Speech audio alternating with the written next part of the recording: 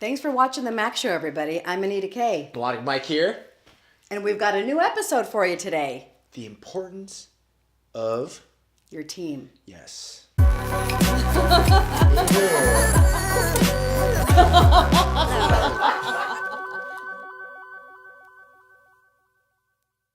So MelodicMic, have you ever thought about having a core team in your personal life to help you with your goals or to help you move forward or to support you? Ever thought about really nominating specific people to help you with key things in other areas of your life that are really important? No, because I'm the MVP. No, I'm joking.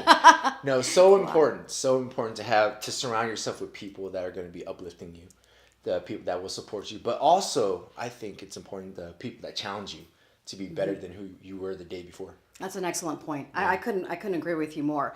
I agree. I believe that personal relationships are like our lifeline. Yes. And we really want to pick and choose and align ourselves with the right teammates and support, so they can support you with all of your personal and professional goals. Right. I kind of think about it as an all-star team. Yes. And I get to pick and nominate who I want to help me fulfill a lot of the areas that I need assistance on. And they're specialists in those areas, by the way.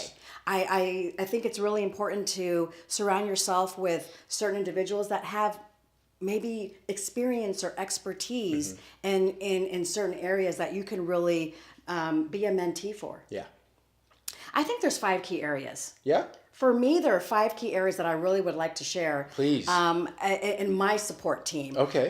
One is in my professional career. I have 1 or 2 key individuals that really I can call at a moment's notice. I need to share ideas. I'm going on a job interview. How do I move up? How do I move forward? Yes. How do I deal with a critical issue in my professional career? And so I have some specific people that I call upon and I contact, and I really work through those. And it's only on that professional area, whether it be an issue or a goal or just any kind of situation. Career-oriented people, like I remember when I was going through interviews and stuff like that, and having those people that I trust to work with me on preparing for interviews, getting resumes done, just getting feedback. It was always good to have those professional, like your MVPs, as I would call it. Oh, I love that. In that aspect, yeah. I think number 2 is our personal life. Oh, man.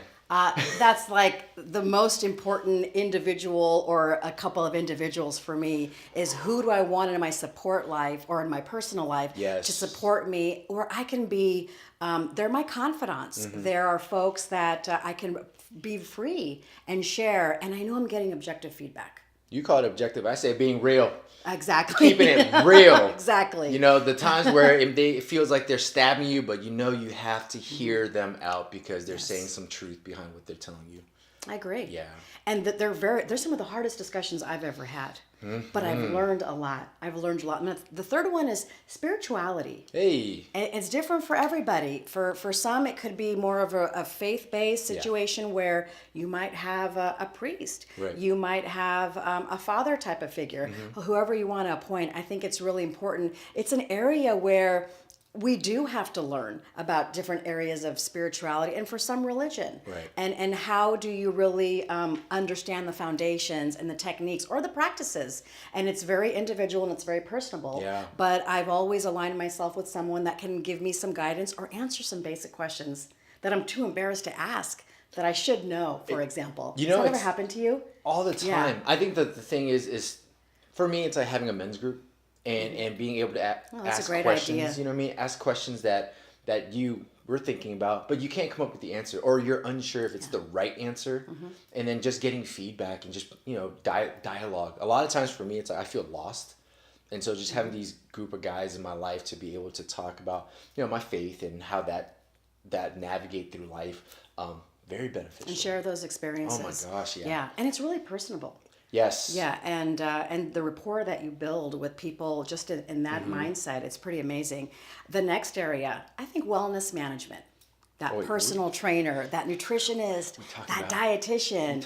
I ask MelodicMic all kinds of questions about wellness and exercise and tips. I don't know anything. He knows quite a bit, actually. So I love to have 1 or 2 individuals that they also have a story of how they got there. And Yeah, they're really knowledgeable, and they've tried a lot of different solutions.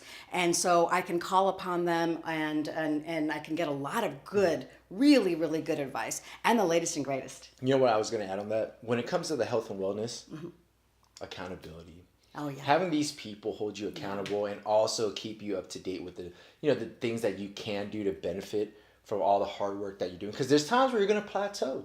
And you know what? You just need that person or those two people to be like, you're right there. You're so close to your goal. Keep pushing. Whether it's a buddy or a coach or a trainer, someone. It's one of the best. It's probably one of the most closest relationships you can really have with somebody when you're really talking about your mental and your physical health and well-being. And the last one, Number which 5. I just started, and it's something new for me: emotional intelligence. Oh, do tell. Emotional intelligence. An area where I want to grow. I want to grow in a personal space, in a professional space, whatever it may be, fulfilling a dream. That's kind of left. I've been pondering over it, and I don't know how to get there. And so somebody that has the wisdom and they can guide me and they can share techniques and practices, or somebody that I can really even maybe shadow or model. So I think emotional intelligence doesn't stop past school. No, it really doesn't. But to identify and point a specific individual that can really hone in on certain areas where they may have suggestions for you, they know you, and it might be reading, it might be traveling, whatever it may be, but that emotional intelligence, whatever you want to capitalize on, maybe there's someone out there that can really support you. So think about that. I wanted to add one last thing. You notice that everything that Anita just mentioned, it's your choice. You get to choose these people. Feel empowered the fact that, you know what, you're implementing these strategic people in your life. It's up to you on how you're going to add them into your life to make it better. Thank you for saying that. I couldn't agree with you more. So think about that when you're moving forward. Who's on your support team? Who are your all-stars in your life? Call upon them and really connect with them and watch yourself. And it's really endless possibilities. Yes. So infinite thanks, and stay tuned for our next episode. I'm Anita K. I'm MelodicMic. You're the real MVP.